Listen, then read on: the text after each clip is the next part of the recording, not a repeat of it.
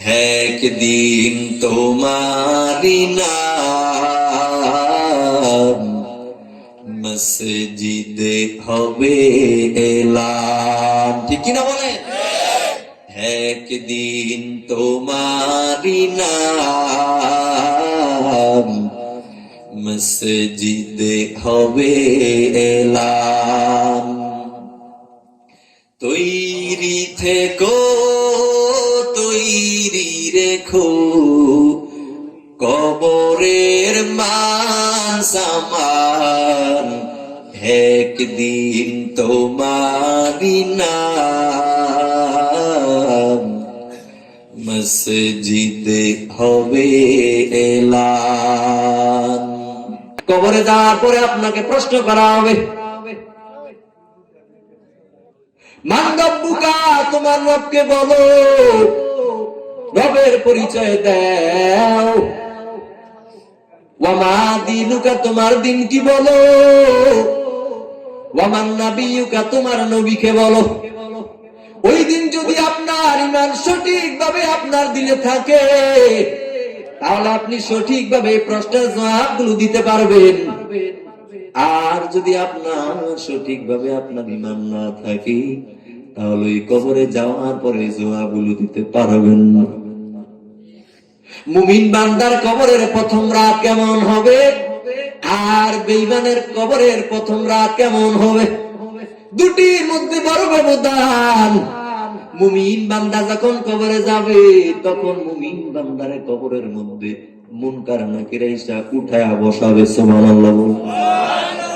মুমিন বান্দা যখন কবরে যাবেন, তখন মুনকার নাকির এসে মুমিন বান্দাকে উঠায়া বসাবেন আর প্রশ্ন করবেন, মান রব্বুকা, তোমার রবকে বলো। তখন ওই মুমিন বান্দা বলবে, রব্বি আল্লাহ, আমার রব, আমার মালিক, আমার রব হলো আমার আল্লাহ। আবার 2 নম্বরে প্রশ্ন করা হবে, ওয়া মা দীনুকা, তোমার দিন কি বলো, দিনের পরিচয় দাও। তখন ওই মুমিন বান্দা বলবে, দীন আল ইসলাম, আমার দিন হলো ইসলাম। আবার প্রশ্ন করা হবে, ওয়া মান নাবিয়ুকা, তোমার নবীর পরিচয় দাও। এই লোকটাকে চিনো কি? বলে, এই লোক হলো দুনিয়া জমিনে আমার নবী হযরত মুহাম্মদ সাল্লাল্লাহু আলাইহি ওয়াসাল্লাম। যখন এই প্রশ্নগুলো জবাব দিবে, তখন মুনকার নাকির আবারও প্রশ্ন করে ফেলবে। এই 3টা প্রশ্নের জবাব যে সঠিকভাবে দিয়ে দিলেন, এই 3টা প্রশ্নের জবাব আপনি কোথায় থেকে পেয়ে গেলেন বলেন? তখন মুমিন বান্দা বলবি, কিতাব আল্লাহ, আমি কিতাব এবং আল্লাহ রাসূলের আদর্শ থেকে পেয়েছি। আর যখন বেঈমানকে প্রশ্ন করা হবে, আরে বেঈমান একটু বলো, মান রব্বুকা, তোমার রবকে বলো। ওয়া মা দীনুকা, তোমার দিন কি বলো। আমার নবিয়ুকা, তোমার নবীকে বলো। বেঈমান বলবে, লাদরি লাদরি, আমি কিচ্ছু জানি নাই। ওই বেঈমানের কবরে কি উপায় হবে? যখন এই প্রশ্নের গুলো জবাব না দিবি, তখন ওই সময় কবরে আযাব শুরু হয়ে যাবে। 2 পাশের মাটির এমন চাপ, আমার মায়ার নবী হাত 2টাকে ভাবে দেখাইলেন, এইভাবে 2টা চাপ, পাথরের হাড় আরেক পাথরে চলে যাবে। জাহান্নামের আযাব মাটির চাপ যখন দিবে, তখন পাথরের হাড় আরেক পাথরের ভেতরে ঢুকে যাবে। বেঈমানের কবরে প্রথম দিন বড় ভয়ঙ্কর, আর মুমিনের জন্য বড় শান্তির দিন, বড় বিজয়ের দিন। আমার আল্লাহ মুমিন বান্দারে আগেই সুসংবাদ দিয়ে দিবেন, ফেরেশতাদের মাধ্যমে জানা দিবেন, এরে ফেরেশতাদের দল, আমার বান্দারে সুসংবাদ দিয়ে দাও, আমার বান্দারে আগে জান্নাতে সুসংবাদ দিয়ে দাও। মুমিন বান্দার হিসাবের আগেই তাকে জান্নাতের সুসংবাদ পেয়ে যাবে। যখন মুমিন বান্দার রূহটা কবজ করার জন্য আসবে, তখন মুমিন বান্দা শান্তি অনুভব করবে, কারণ সে জান্নাতের ঘ্রাণ সে পাইবে, জান্নাতের ঘ্রাণ সে শুনতে পাইবে, জান্নাতের ঘ্রাণ নিবে। তখন ওই মুমিন বান্দার কত আনন্দ। আর যখন বেঈমানের সামনে যখন আজরাইল দাঁড়া যাবে, তখন বেঈমান দেখবি আসমান থেকে জমিন পর্যন্ত কালো ভয়ঙ্কর একজন ভয়ঙ্কর রূপে আজরাইল হাজির হোক। তখন সে চোখ বড় বড় করবে আর বলবে আমার জীবন এখানেই তো শেষ। মনে মনে হায় হায় আফসোস করবে। যখন তারে কবরে নেওয়া হবে, তখন বেঈমান বলবে রে আমার ভাই, রে আমার বাবা, রে আমার বন্ধু বান্ধব, আমার এ কবরে নিস না, আমার কবরে আযাব। সেই দিন তার আওয়াজ কেউ শুনবে না, দুনিয়ার মানুষ সেই দিন তার আওয়াজ শুনবে না, তার চিৎকারের কান্নার আওয়াজ।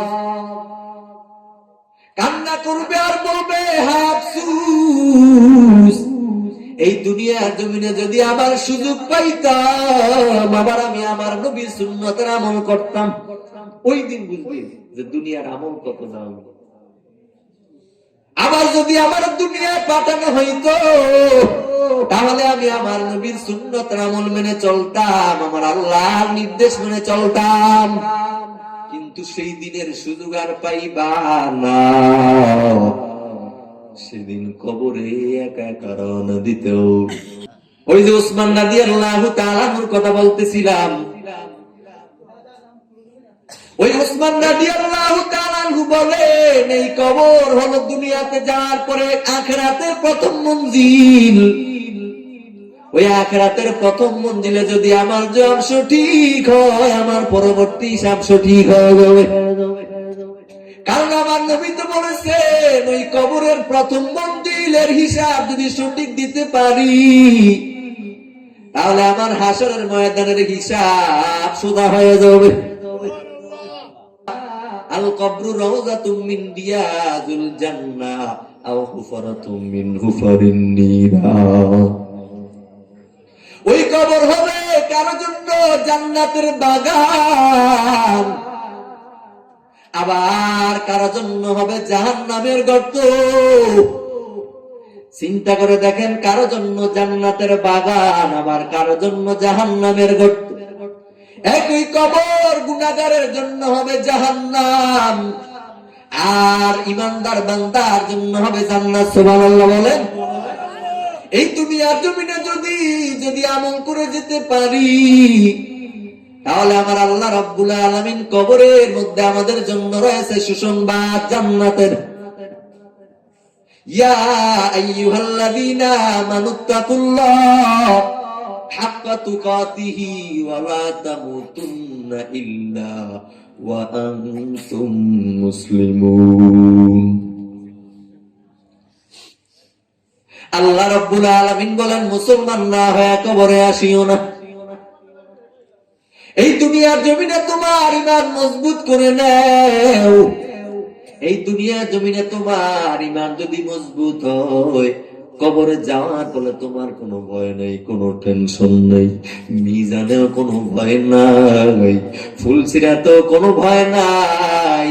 যেই দিন হাসরের ময়দানে সবাই সবার গুনাহ নিয়ে বড় কাতর, সবাই সবার গুনাহ নিয়ে ব্যস্ত হয়ে যাবে, গুনাহ নিয়ে অস্থির হয়ে যাবে, সেই দিন কেউ কারো দিকে তাকাইবে না। ইয়াউমা ফিররুল মারউ মিন আখিহি ওয়া উম্মিহি ওয়া আবিহি ওয়া সাহিবাতিহি ওয়া বানি। সেই দিন আপন ভাই ভাইয়ের পরিচয় দিবে না, আপন মা নিজের সন্তানের পরিচয় দিবে না, আপন বাবা সন্তানের পরিচয় দিবে না, আপন বিবি সন্তান আপনার পরিচয় দিবে না। সেই কঠিন মুসিবতের দিন, সেই কঠিন মুসিবতের দিন একমাত্র আপনার আমলের বাদরি চলবে, আর কিছু চলবে না। আপন ভাই ভাই ভাইয়ের পরিচয় দিবে না, মা সন্তানের পরিচয় দিবেন। আপন ভাই, আপনার আপন ভাইকে আপনি কিয়ামতের ময়দানে বলবেন, ও ভাই আমার একটা নেকি দেও। আপনার ভাই বলবে, তুই কে, তোকে আমি চিনি না।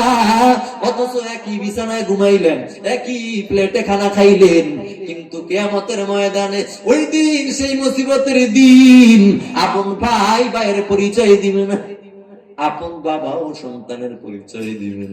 একটুখানি নেকেরে তরে রোজ হাসরের মাঠেতে, বাবা ঘুরবে ছেলের পিছে, ছেলে বাবার আগেতে।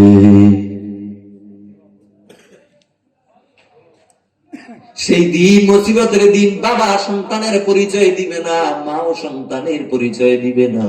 সেই মুসিবতের দিন একমাত্র আপনার বাহাদুরি চলবে, একমাত্র আপনার নেকামল।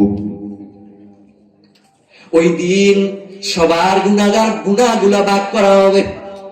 যে যত গুনাহ করলো, গুনার হিসাব নির্ণয় করে তাকে সেই শাস্তি দেয়া হবে। হাসরের ময়দানে যখন মানুষগুলার উঠানো হবে, তখন তার গুনাহ অনুযায়ী কেউ হাঁটু পরিমাণ, যখন সূর্যের তাপ মাথার উপরে চলে আসবে, তখন গুনার পরিমাণ যার যত বেশি, তার গুনাহ নির্ণয় করে সে তাকে শাস্তি দেওয়া হবে। যখন ওই সূর্যের তাপে গামে পরিণত হয়ে যাবে, এই দুনিয়ার জমিনে দিনের বেলা সূর্য, রাতের বেলা নাই, এত এরপরও সেই গরমকালে কত গরম, ঠিক কিনা বলেন? কিন্তু যেই দিন কিয়ামতের দিন, সেই দিন মুসিবতের দিন, যেই দিন আপনার মাথার উপরে সুরমার, ওই যে সুরমা দেননি, সুরমার শলা, ওই সুরমার শলা পরিমাণ 3 ইঞ্চি আপনার মাথার উপরে সূর্য চলে আসবে। অথচ সেই সূর্য কত দূরে, 9,30,00,000 মাইল দূরে। সেই সূর্য যখন আপনার মাথার উপরে চলে আসবে, কি ভয়ঙ্কর অবস্থা হবে। আবার গুনাহ নির্ণয় করে সকলের গাম ধরে থাকবে, ওই সূর্যের তাপে শরীর থেকে গাম ঝরতে থাকবে। কেউ হাত পরিমাণ পর্যন্ত ডুবে যাবে ঘামে, আবার কেউ মাজা পর্যন্ত ডুবে যাবে, আবার কেউ তার এই সোয়াল পর্যন্ত, মুখ পর্যন্ত ডুবে যাবে। ওই কিয়ামতের দিন হাসরের ময়দানে সূর্যের তাপে জমিনটা তামা হয়ে যাবে। দেখবেন সূর্যের তাপে দুনিয়ার মাঠ কত শক্ত হয়ে যায় না? এরকম কয়েকদিন আগে তো আমরা এই সিলেটে বন্যা হয়েছে, তখন এই বন্যার কবলে কাদা মাটি কত কিছু, কিন্তু যখন বন্যা চলে গেল, আবার সে উর্বর জমিন, মাটি শক্ত হয়ে গেল না? চিন্তা করে দেখেন, 9,30,00,000 মাইল উপরে সূর্যের তাপে মাটি এত শক্ত হয়ে গেল। যেই দিন সূর্যের তাপ এত প্রখর দ্বিগুণ দ্বিগুণ বেড়ে যাবে, ওই দিন আপনার কবরে, হাসরের ময়দানে জমিনটা হয়ে যাবে তামার হয়ে যাবে। ওই মুসিবতের দিন মানুষগুলো বেহুশ হয়ে বলবে, আজ এই মুসিবতের দিন আমার কবরে কি উপায় হবে, হাসরের ময়দানে কি উপায় হবে।